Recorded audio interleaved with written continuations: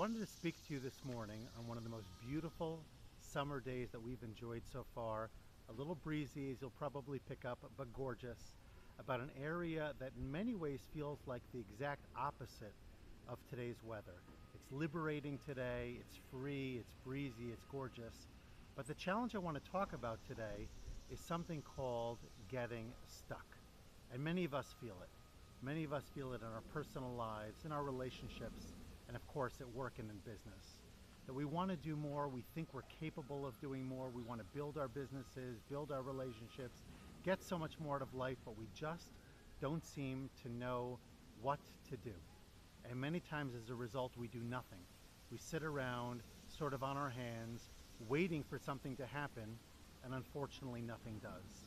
So here's some strategies that I came up with. I use it with my clients all the time.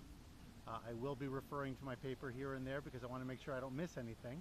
But these are the key things that I think, if we focus on, could really help us move the needle and get unstuck and get going. Number one, we all have an inner critic. The inner critic says we're not capable, we're not good enough, we don't have the wherewithal to get it done.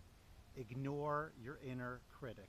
Take that gremlin, give it a name, sit it up on your shoulder for a bit, and then give it a big swat and knock it off the shoulder and say, you know what, you are wrong, I can get this done, and begin to start really believing in yourself, because you have the goods, you have the ability, you just have to trust yourself to get it done. Number two, envision yourself breaking through. Actually imagine, what is it like if I break through today? What will I be able to accomplish? And imagine the process. What are the steps that you are taking? How does it look? How does it feel?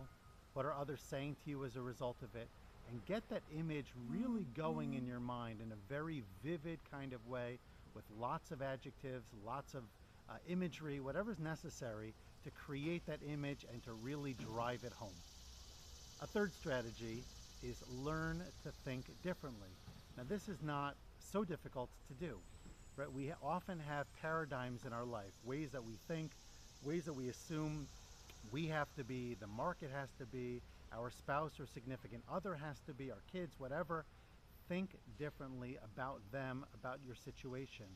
And if you start to create a different level of awareness, and oftentimes a coach could be very helpful with this, but you don't necessarily need a coach.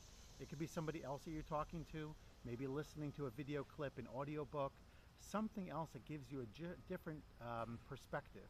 And if you think differently, you will typically act differently.